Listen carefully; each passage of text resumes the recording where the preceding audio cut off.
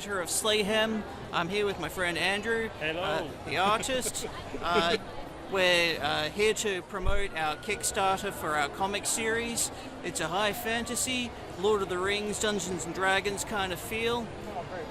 Essentially, the story that we've got, our hero, Ravensthorn, he's a rogue, he's an outcast. He's been cast out by his people because he was the only one of his kind born without magic. And ever since then, he's been getting by on his skill for thieving. So he's a little bit like Batman, who he can steal magical artifacts to make up for his own lack of talent. And right now, when we first meet him, he's after the biggest score of his life, a crystal shard that will grant him the power to get revenge on those who cast him out. Along the way, he starts seeing visions of demonic dragons which have been conjured by dark sorcerers across the realm, and he realizes he's got to be out for more than just himself. He's got to unite with champions across the realms to save the world. And that's the story in a nutshell. It's the story. Cheers! It's the story of redemption of a thief to become a hero. Andrew's art is absolutely incredible. As you can tell, he's better with words than I am. And look, we've known each other for a long time. It's a great privilege to work together. Kickstarter's doing quite well. We are about 74% funded. Oh, that's awesome. We've still got about 4 or 5 days left. And look, we'd love to have folks along for the journey. Yeah, that's awesome. Excellent. Thank you. Cool. We're not like stopping people buying your comic though, are we? Cool. Okay, here's what you've got to do, Mr. Artist. Pick 3 cards. 3 cards. Or you're just going to go to the top 3? Okay. Cool. Now give them to me. You can do it anywhere in the deck. No, that's all right. Give them to me. Yep. And these will be your 3 questions I ask you. Oh, okay. Dun, dun, dun. So even I don't know what you're going to be asked until you pick them. I was never the one for picking from the middle of the deck. Oh, okay. It's always a trap. It's always a trap. It's always a trap. Cool. I'll have this there. That's about the right distance.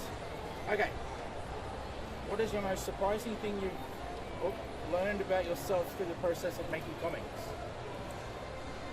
What is the most surprising thing to learn about the process? Something that surprised you when you learnt about yourself. About myself is how to find a community. Oh, okay. Yeah. As an artist, you're stuck in the dark corner of your room, and you're always you're doing a lot of it for yourself. Yeah. And by actually sharing it, you get people support you and you get to talk about comics and just going to conventions and meetups and all that. Like all of a sudden, like, oh wow, you can make friends with this stuff. Yes, Yeah. Whereas very cool. you just sort of in your own head most of the time. Yeah. I can understand that. Yeah. Good answer. Okay. Can you share a memorable interaction with a fan that stood out to you? Memorable. Yeah. One guy at a convention asked me to draw a velociraptor with Loki's head on it because it was an in-joke with him and his sister.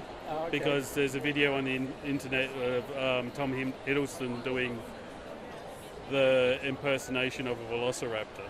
Oh, no way. Yeah, I never knew about it until then. But like, it was just hilarious because he was imitating the velociraptor while he's asking me to do the commission. That sounds classic. It's an interesting drawing. Free Baby Yoda? Oh, sorry. I'm getting away. No, we're good. Oh, okay. Taken from the top of the pile, you're getting the same questions as the last guy. Okay. How do you see the Australian indie comic scene evolving over the next few years? Evolving?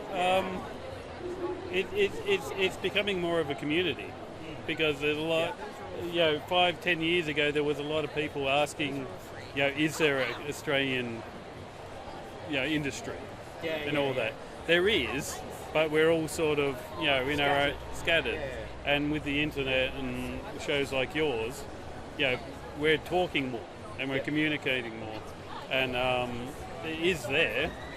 And I just think we need to, we're all sort of pushing it, but in our own directions. Yeah. But I think we need a few more conventions, more comic centric, to sort of to push it, not just pop culture ones. Yeah. No, I understand that. Yeah. Cool. Yeah. That's your 3 questions, sir. Dun dun dun. This is Andrew Law from Slayhemn, Whispers of Revenge. And I'm Shane, or Sis as they call me, from ComX. Your throat's getting better? Only a little bit. And I'll take those 3 off you. Alrighty. And those are your questions. Excellent. Yes. So, what do you enjoy most about the creative process of making comics? Look, I think that one of the things that I've really found coming from the world of novels into writing for comics, it's a medium where every single word has to count. With a novel, you've got thousands and thousands of words to play with. This is a medium where having 100 words on the page is actually quite a lot.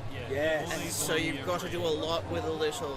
Oh, of course. And a lot of it is a lot of the writing is there to complement the artwork. It's the way that I see it. The artist is the one who brings the character to life. The writer makes them talk.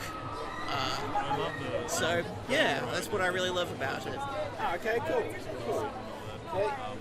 And then, what challenges and opportunities do you face as an indie comic creator in the Australian market? Gosh, it's really it's an interesting question.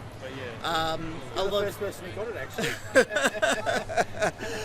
A lot of people look at fantasy generally and comic books as something that Americans do. Yep. They will look at you a bit strange if you say, well, look, I want to write in the tradition of sort of Dungeons and Dragons comics or Tolkien.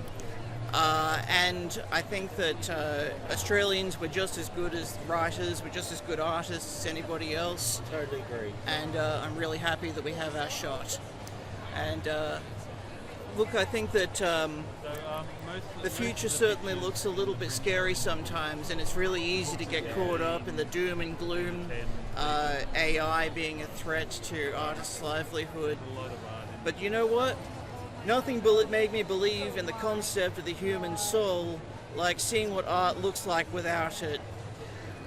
I believe that in the future, people are going to look at artwork because they want to see they want to connect with another human being. They want to see an individual's expression of themselves because they want to have the universal human experience. And so, even though the future might look scary, we can also look at it as our work is more valuable than ever. That's awesome. There you go. I like that. Free bookmark. That was really awesome. Okay. Can you share a funny or unexpected story you from your time in the comic industry? Gosh, you know what? Today, a guy honest to God thought that I was Bryan Cranston. That's awesome. I don't know why. I suspect he might have been. That's it. Yes. Yeah. Look, I think that another thing that we really found was as we were writing the script for Slayhemn, one of the things that we kind of hit a little bit of a snag with when we discovered with the lettering is that sometimes if you do it electronically, it'll want to put a serif on a capital I. Oh, yes. Yes, the attention to detail, things you never think about until you're on the other side as the creator. Of course. Yeah, it's. But look, I've got to say, I'm really lucky to be working with a man like Andrew here. Awesome artist, awesome storyteller, and we just complement each other really well. Awesome. Great answers. Thanks for that. Thank you. Well, this has been Julian Barr, and answering our questions. I'm useless at this part. And I'm Sis from ComX. So thank you everyone for watching.